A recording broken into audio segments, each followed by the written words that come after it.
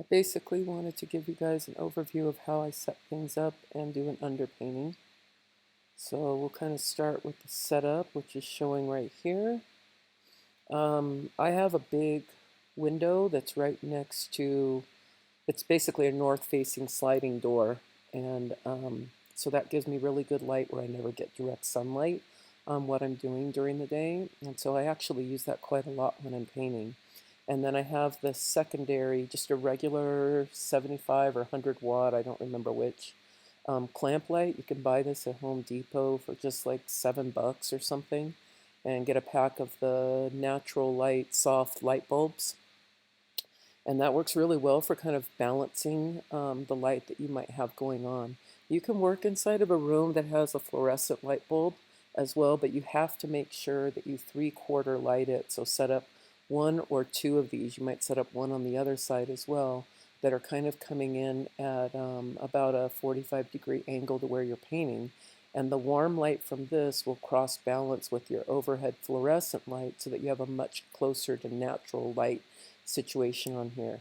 I'll warn you that if you only use this yellow light or you only use the fluorescent light, it's going to change how you view color, especially over time. And then once you take that painting into another setting, it's not going to look right. I've actually done a lot of damage to paintings in the past trying to do glazing on paintings when I was kind of desperate with my light. I have my, this is the canvas, and I'll show you how I got to this point in a little bit on another video, but I have the canvas set up on my easel. I've got my brushes and rags ready. I've taped up my master copy. It's out of the same file you're working from, and here's my palette over here. I will go through all of the rest of the palette stuff on another video. So basically, if we start out, we move this out of the way, and we start out, we want to do our underpainting. We're going to work kind of like this. So I've already put the drawing on here. Obviously, I kind of got that already ahead of time. Sorry, I'm trying to get this menu bar to disappear so it's out of the way at least. Then what I did is I put some oil on my painting on top of that. I went over my lines pretty heavily so that they would still show up, although I still had some problems with the right-hand handle on that back pot with being able to see it, so I'll have to make adjustments as I go into the painting later. But I put some oil on there just like I've shown you before in class, and then I used raw umber on this. You can use other colors as well, and you'll find that lots of times other colors show up as under paintings, especially in old master paintings, anything from a burnt umber to raw sienna. Those were both really popular, as well as some burnt sienna and ochres. I like the raw umber because it gives you a nice dark underpainting to start out with for this project, but also allows you to basically keep your color somewhat neutral, not quite so warm or orange toned as the burnt umber does. After I've put in that umber tone, then I'm going to come through and start wiping out just the lights. So where I started was with the front of this box because it was an obvious place. I'm taking my rags, and as I keep using the rags, I'm just going to keep turning them to new parts of the rag to clean them out. Once you pick up a little bit of paint, you'll find that little area is a little harder to pull out tone. And I just start wiping out the light sides of all of my objects. Anywhere that's contained in shadow and not being hit directly by the light, I'm going to leave that alone. As we fast forward through some of this, I'm just going to kind of jump forward so you guys can see it a little bit more quickly. I don't think you need to sit through all of this. You can see that now I'm starting to work on some of that drapery at the bottom. I've wiped out the top ground plane on that.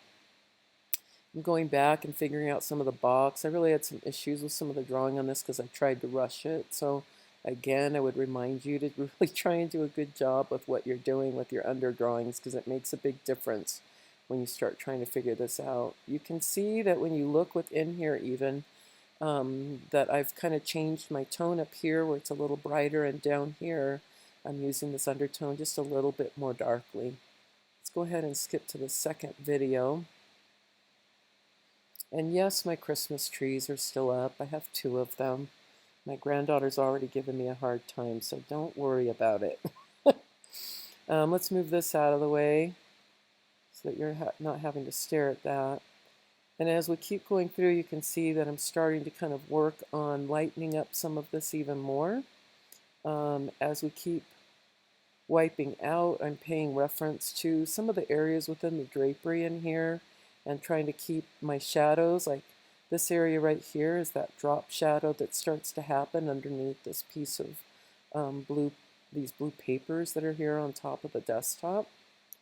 The original painting on this was done by Hellmantle. It's really a beautiful painting. He does some wonderful still lifes, very kind of reminiscent of Vermeer's lighting. And now I'm working a little bit on some of my backgrounds. So I'm pulling this out with the rag, paying attention to some of the shadows in the background. And you can see that as we keep developing this, it actually is a really beautiful reference to the original painting in the long run. That as we get to the very end, what we should have is a really nice kind of tonal feeling. A lot of times this type of work is used even for just working back into these light areas with a little bit of white and developing basically a monochromatic painting.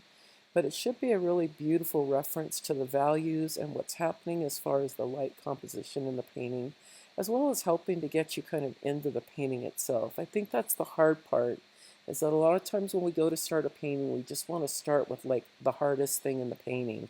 You know, the eye of the animal we're painting, or the little bottle that just seems so interesting to us, or whatever it is. I really would encourage you guys, especially now while you're trying to get your skills underway and really build those skills, to start with areas that are a little bit broader, to start in ways that allow you to kind of feel your way into the painting process.